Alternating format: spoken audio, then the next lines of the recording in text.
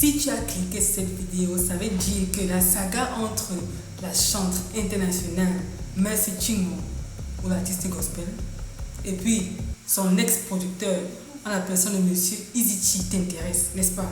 Tu veux comprendre ce qui se passe, parce que toi-même tu es aussi embrouillé que nous autres. Pourquoi est-ce qu'on en arrive à cela? Pourquoi est-ce que les enfants de Dieu apportent leur quiproquo devant des païens, entre guillemets? C'est ce que la Bible dit, n'est-ce pas? Que lorsque vous avez un différend, réglez ça entre vous. Ne portez pas vos choses, vous allez donner que les païens en juge, ce n'est pas digne.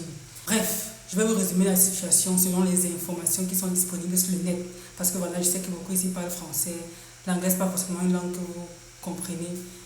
Même la traduction et tout, c'est pas, voilà. Vous voulez vraiment savoir ce qui se passe. Je vais vous expliquer exactement ce qui se passe selon ce que j'ai lu, selon l'interview du producteur que j'ai entendu, selon une vidéo, pas vraiment claire, mais qui faisait allusion à ça, de Mercy Chinwo, que j'ai aussi suivi, n'est-ce pas? Je vais vous résumer la situation. Et après cela, on va essayer d'en tirer les leçons. Vous savez, parce que la Bible dit quoi? Qu'au jour du malheur, réfléchis. Il y a des situations dans la vie qui doivent nous pousser à réfléchir, à nous dire, mais ceci est arrivé à telle personne, à telle autre personne. Quelle est la leçon que je tire pour ma vie? À partir de là, qu'est-ce que je dois faire désormais? Si une telle situation se reproduit, comment est-ce que je m'y prends? Ok? Parce que voilà, à partir de l'expérience des autres, on tire et on gagne en sagesse, d'accord? Donc, allons-y, c'est quoi qui se passe? Alors, petite historique, n'est-ce pas?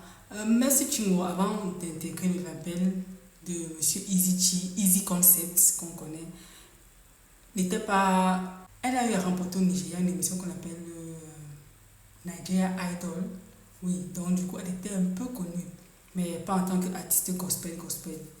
Il faut dire que c'est vraiment lorsqu'elle a intégré le label, ok, la maison de production Eazy-Chi, que sa carrière a connu un boom avec le son qu'on a tous chanté. Jesus, you love me too much. Oh. Tout le monde connaît ça, n'est-ce pas? Avant de signer le label proprement dit, en tant qu'artiste gospel, elle était choriste dans le label. Donc le monsieur a vu en elle du potentiel, ok. Il a cru en elle, il a investi en tout cas, et puis ils ont signé un contrat. Maintenant, qu'est-ce que Mercy Chinwo reproche à la maison de production? Parce qu'il faut savoir qu'elle a quitté ce label en 2022. Et depuis là, c'est dispute. Ok, selon les informations qui sont disponibles sur le net, une fois encore, elle reproche au monsieur d'avoir fait un contrat qui n'était pas gagnant 50%. Donc le monsieur gagne beaucoup plus qu'il ne devrait gagner. Et on ne sait pas les chiffres exacts, ok, parce qu'ils n'ont pas encore publié.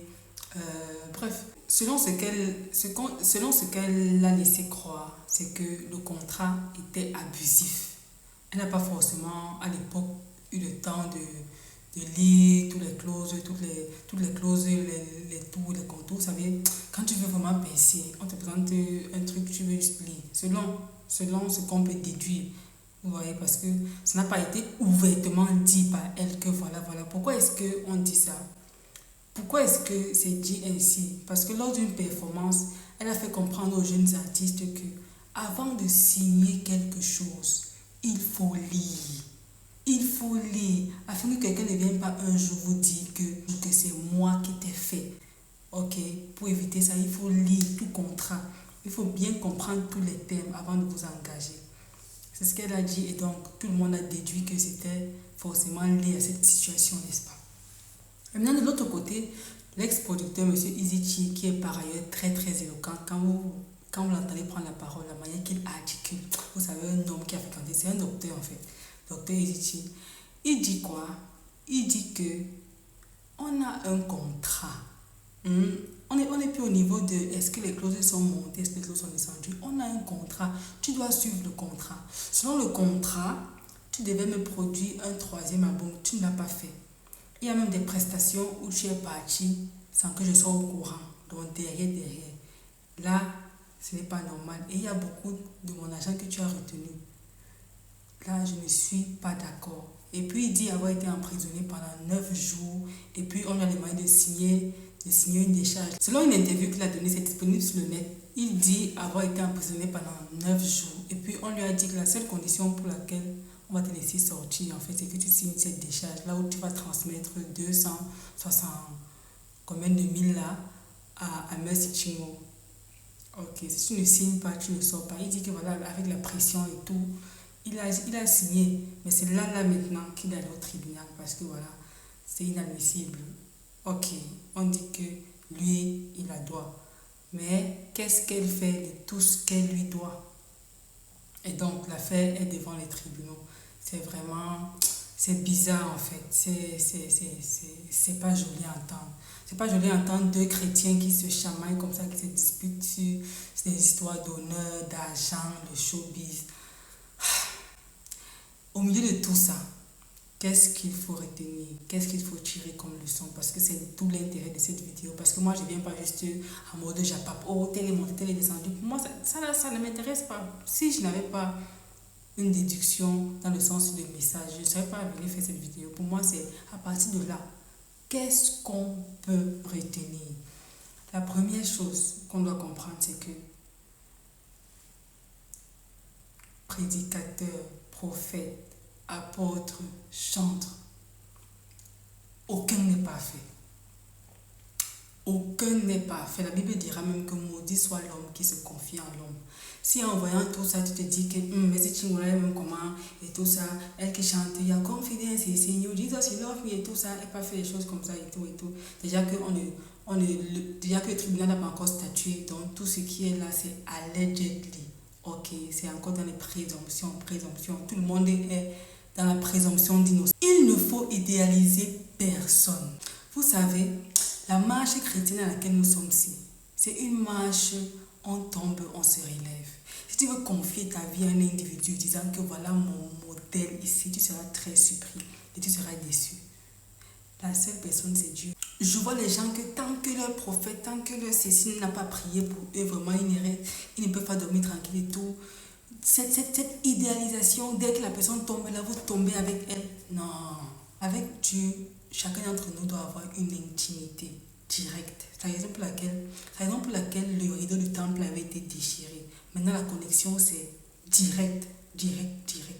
On les aime, les pasteurs les chantent, on les respecte et tout. Mais ce n'est pas eux, notre Dieu. Jamais. Que personne ne prenne la place de Dieu dans ta vie. Donc, tout le monde a ses faiblesses.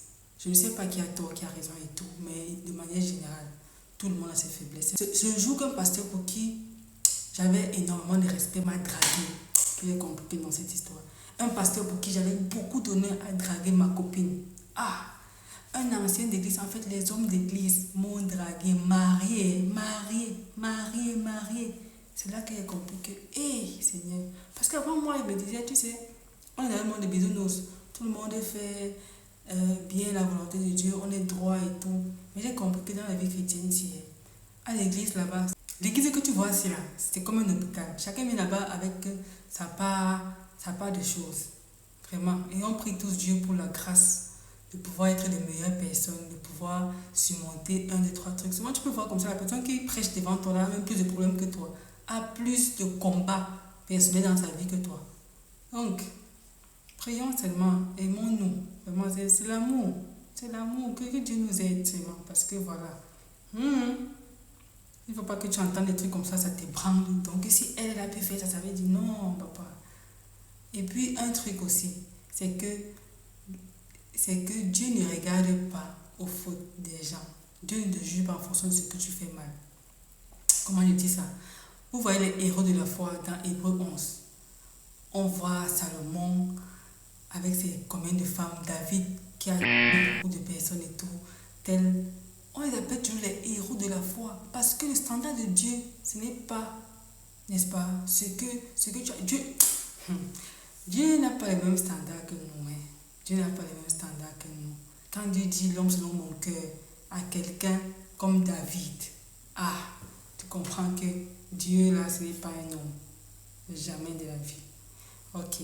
Deuxième chose, j'ai vu ça dans un commentaire, ça m'a beaucoup marqué, que chaque aide de destinée, ou bien chaque aideur de destinée a sa faiblesse, a ses faiblesses. Mercy Chinwo, qu'on le veuille ou pas, a été grandement béni à travers ce label. Béni. Ça ne veut pas dire que la personne était parfaite, ok? Tous ceux qui nous aident dans la vie ne sont pas forcément parfaits. tous ceux qui nous aident ne sont pas parfaits. Ok. Donc, parce qu'on entend souvent, voilà, au départ il m'a aidé et tout, mais après il s'est retourné contre moi, au départ, après. Je pense que on devrait vraiment glorifier et acclamer le bon et, essayer de, n'est-ce pas, de mettre de côté peut-être le moins bon. C'est important parce que nous tous, personne d'entre nous n'est parfait en fait. Personne, même toi qui te plains.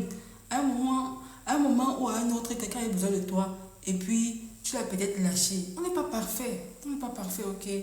Donc, remercions ceux qui ont quand même pris sur eux de nous aider à un moment ou à un autre de notre vie. Je ne parle pas spécialement de ce cas-ci. Je ne dis pas que Ms. Chingo est ungrateful. Comment on dit ungrateful? Elle est ingrate, non. Je dis juste que de manière générale dans la vie, ok, si quelqu'un t'a aidé d'une manière ou d'une autre, sois reconnaissant pour ça. S'il y a eu des trucs après, laisse ça. Prends ce qui est bon et avance avec. C'est tout. Troisième chose, on a dit tout à l'heure, quand vous signez, sachez ce que vous signez. Sachez ce que vous signez. Mais beaucoup de gens se sont retrouvés dans bien de mauvaises situations à cause d'une signature. Même McDonald's, je ne sais pas si vous connaissez l'histoire de McDonald's et tout. Les erreurs d'autres personnes doivent nous servir de leçon avant de signer un truc. Peut-être que tu as faim et tout, mais prends le temps de lire quand même. Tu sais lire, prends quand même le temps de lire. Ok, parce que les contrats abusifs ont endommagé la destinée de beaucoup de personnes. La destinée, la vie de beaucoup de personnes. Ok. Donc avec ça, voilà mes 3 points que j'ai pu retenir. Quel est toi ton point que tu peux nous partager, s'il te plaît? Écris quelque chose. On a hâte de te lire, d'être édifié, parce que c'est ce qu'on fait ici, n'est-ce pas? Développement personnel, relations humaines, la vie, la foi. C'est ça qu'on parle ici. J'étais Mela ou Dame Mela sur Facebook. Ok. See you in my next one. Merci beaucoup d'être arrivé jusqu'ici, d'avoir suivi toute la vidéo. Merci pour tout l'amour que vous nous portez. On se donne rendez-vous dans la prochaine vidéo. Prenez soin de vous. Bye.